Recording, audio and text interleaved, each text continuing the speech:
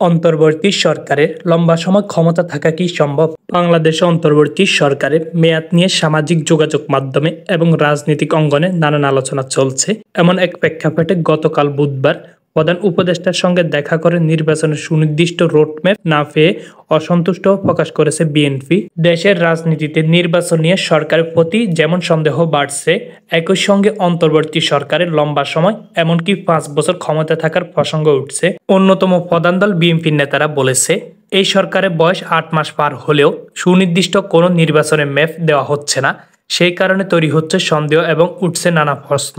রাজনৈতিক বিশ্লেষকেরা অবশ্য পরিস্থিতির জন্য রাজনৈতিক দলগুলো দায়ী দেখছেন। গণ অভ্যন্তরে গত বছরে 5 আগস্ট শেখ হাসিনার শাসনের পতনের পর অন্তর্বর্তী সরকার গঠিত হয় অধ্যাপক ডক্টর ইউনূস নেতৃত্বে। এই সরকার কতদিন ক্ষমতায় থাকবে সেটা এখনো স্পষ্ট করা হয়নি। বিভিন্ন ক্ষেত্রে সংস্কার, ছাত্র জনতার আন্দোলনে, হত্যাকাণ্ডে বিচার ও জাতীয় নির্বাচন অনুষ্ঠান, এসব কর্মকাণ্ডের উপর অন্তর্বর্তী সরকারের মেয়াদ নির্ভর করবে বলে একটা ধারণা রয়েছে। এখন নির্বাচন ডিসেম্বরে নাকি আগামী বছরের জুনের মধ্যে হবে, এ নিয়ে বিতর্ক চলছে। নির্বাচনের সময় নিয়ে এই বিতর্কের মধ্যে কিছুদিন ধরে অন্তর্বর্তী সরকারে 5 বছর ক্ষমতা থাকার প্রসঙ্গে নানা আলোচনা চলছে সামাজিক মাধ্যমে। সরকারে কোনো উপদেষ্টা ও রাজনীতিকদের কারো বক্তব্য এতে নতুন মাত্রা যুক্ত করে। পররাষ্ট্র উপদেষ্টা জাহাঙ্গীর আলম চৌধুরী গত 10 এপ্রিল সুনামগঞ্জ সফরে গিয়ে সেখানে সাংবাদিকদেরকে বলেছিলেন, ওই রাস্তা থেকে আমাদেরকে বলতেছিল আপনারা আরো 5 বছর থাকেন। তাই এই বক্তব্যে ঘিরে আলোচনা ও সমালোচনা শুরু হয় রাজনৈতিক অঙ্গনে। অন্তর্বর্তী সরকার 5 বছর ক্ষমতায় থাকতে চান কিনা এই প্রশ্ন তুলে বিএনপি সহ বিভিন্ন দলের নেতারা প্রকাশ্যে বক্তব্য দেন। বিএনপির স্থানীয় কমিটির সদস্য আমিল খসরুল মাহমুদ চৌধুরী বলেন, দলের বিভিন্ন অনুষ্ঠানে নির্বাচন অবলম্বী করার চেষ্টা অভিযোগ করেন। অন্তর্বর্তী সরকারে ইঙ্গিত করে তিনি আরো বলেন, দীর্ঘ সময় ক্ষমতা থাকতে চাইলে নির্বাচিত হয়ে আসেন। অনির্বাচিত কাউকে দেশের মানুষ দীর্ঘ সময় মেনে নেবে না। নির্বাচিত অনির্বাচিত নিয়ে বিএনপির নেতাদের বক্তব্যে জবাবে আসে সরকারের একজন উপদেষ্টার কাছ থেকে। এসব বক্তব্য অন্তর্বর্তী সরকারের মেয়াদ নিয়ে বিতর্ক বা আলোচনা আরো বাড়িয়ে দেয়। যদিও আলোচনা সমালোচনার মুখে স্বরাষ্ট্র উপদেষ্টা বলেছেন, তিনি সরকারের 5 বছর ক্ষমতায় থাকার কথা বলেননি, জনগণ তাকে বলছে। তিনি এই বক্তব্য দেওয়ার পরে বিতর্ক থামেনি। তবে বিশ্লেষক ও রাজনৈতিক দলের অনেকে মনে করে, সরকারের দীর্ঘ সময় ক্ষমতা থাকার প্রসঙ্গে আলোচনা আসার পিছনে নির্বাচনের রোডম্যাপ না দেওয়ার বিষয়টি অন্যতম একটি কারণ। অন্তর্বর্তী সরকার দীর্ঘ সময় ক্ষমতা থাকার প্রসঙ্গে আলোচনা আসা বা পরিস্থিতির জন্য বিএনপি দায়ী রয়েছে বলে বিশ্লেষকেরা বলেছেন। লেখক বিশ্লেষক মহিউদ্দিন আহমেদ বিবিসি বাংলাকে বলেন, রাজনৈতিক পট পরিবর্তনের প্রেক্ষাপটে ভোট হলে বিএনপি ক্ষমতা আসবে এই ধারণা থেকে দলটির নেতাকর্মীরা সারা দেশে একেবারে গ্রাম পর্যায় পর্যন্ত চাঁদাবাজি, দখল সহ নানা অপকর্মে জড়িয়ে আছে। নেতাকর্মীদের এই ধরনের কর্মকাণ্ডের কারণে সাধারণ মানুষের মধ্যে বিএনপির ভাবমূর্তি প্রশ্নের মুখে পড়ছে। মানুষ প্রতি আওয়ামী লীগের সঙ্গে তারা পার্থক্য দেখতে পারছে না। যদিও বিএনপির শীর্ষ নেতৃত্ব কঠোর ব্যবস্থা নেওয়ার কথা বলেছে, সারা দেশের দলটির এবং এর অঙ্গ ও সহযোগী সংগঠনগুলো বিপুল সংখ্যকের নেতাকর্মীর বিরুদ্ধে বহিষ্কার করা সহ সাংগঠনিক বিভিন্ন পদক্ষেপ নেওয়া হয়েছে, কিন্তু চাঁদাবাজি, দখলের মতো অপরাধ থামা যায়নি। এখানে বিএনপির দায় দেখছেন বিশ্লেষকেরা। তারা বলেছেন, এই ধরনের পরিস্থিতিতে অন্তর্বর্তী সরকার ক্ষমতায় থাকুক এমন একটা ধারণা সাধারণ মানুষের অনেকের মধ্যে তৈরি হয়েছে।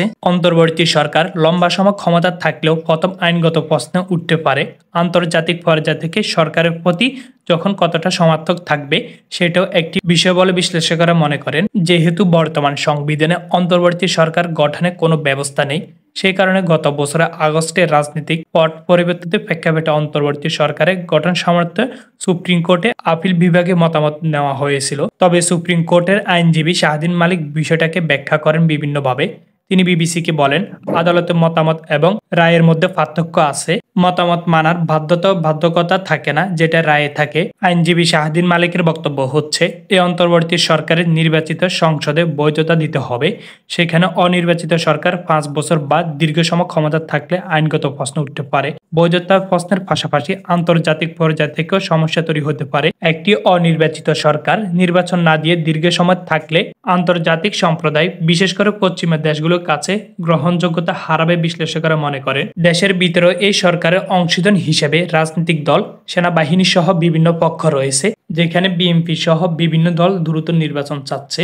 ফলে অংশীজনদের সঙ্গে সরকারের দূরত্ব বাড়তে পারে। রাজনৈতিক বিশ্লেষক অধ্যাপক মাহবুবুল্লাহ বিবিসিকে বলেন, সরকারের সময় দীর্ঘ হলে নানা জটিলতা দেখাতে পারে, যেটা আমাদের চিন্তা ও ধারণার আড়ালে থাকতে পারে।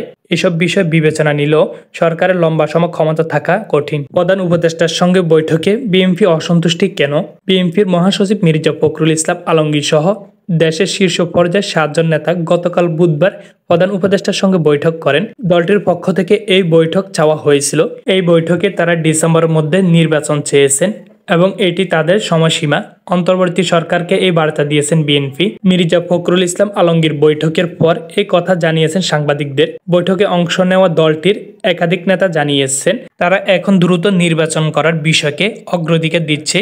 দলের এমন অবস্থা থেকে নির্বাচন নিয়ে সরকারের উপর চাপ তৈরি করার জন্য প্রধান উপদেষ্টার সঙ্গে বৈঠক করেছেন। তবে বৈঠকে নির্বাচন নিয়ে প্রধান উপদেষ্টার বক্তব্যে অসন্তুষ্টি প্রকাশ করেছে বিএনপির মহাসচিব। বৈঠকের পর অপেক্ষমান সাংবাদিক মির্জা ফখরুল ইসলাম আলমগীরকে বলেন, প্রধান উপদেষ্টার সঙ্গে দেখা করে আমাদের উদ্বেগের বিষয়গুলো তাকে জানিয়েছিল, যার মধ্যে প্রধান ছিল নির্বাচনের সুনির্দিষ্ট রোডম্যাপ। প্রধান উপদেষ্টা কোনো সুনির্দিষ্ট ডেটা লাইন দেননি। তিনি ডিসেম্বর থেকে জুনের মধ্যে নির্বাচনের কথা বলেছেন। মির্জা ফখরুল ইসলাম আলমগীর বলেন, আমরা একেবারে সন্তুষ্টি নয়। আমরা পরিষ্কার করে বলেছি, ডিসেম্বরের মধ্যে নির্বাচন না হলে দেশের রাজনৈতিক, অর্থনৈতিক ও সামাজিক পরিস্থিতি আরো খারাপের দিকে চলে যাবে। ডিসেম্বরের পরে আগামী বছর জুনের মধ্যে নির্বাচন করা সম্ভব নয় কেন? সেই বিষয়ে বৈঠকে বিএনপির নেতারা প্রধান উপদেষ্টাকে বোঝানোর চেষ্টা করছে বলে তারা জানান। আগামী বছর ফেব্রুয়ারি মাসের ৩য় সপ্তাহে রোজা শুরু হবে। এরপর কোরবানি ঈদ আসবে। এছাড়া জুন মাসে বর্ষার মৌসুম চলে আসবে। এমন পরিস্থিতি নির্বাচনের জন্য সুবিধাজনক নয় বলে বিএনপিরা মনে করে। এসব যুক্তির দলটির নেতারা বৈঠকে তুলেছেন, কিন্তু তারা সঠিক জবাব পাননি এবং সেটি তাদের হতাশ করেছে বলে দলটির একাধিক নেতারা জানিয়েছেন। তারা জানান, প্রধান উপদেষ্টা তাদেরকে বলেছে তিনি জাতির কাছে ডিসেম্বর থেকে আগামী বছরের জুনের মধ্যে নির্বাচনের কথা বলেছে। সেই অবস্থানে তিনি আছেন। এতে সন্তুষ্টি হতে পারেন বিএনপির নেতারা। দলটি এখন নির্বাচনের রোডম্যাপ প্রশ্নে সরকারের উপর আরো চাপ বাড়াতে চায়। সেই জন্য অন্য দলের সঙ্গে আলোচনা করে পরবর্তী করণীয় ঠিক করার কথা বলেছে বিএনপির নেতারা।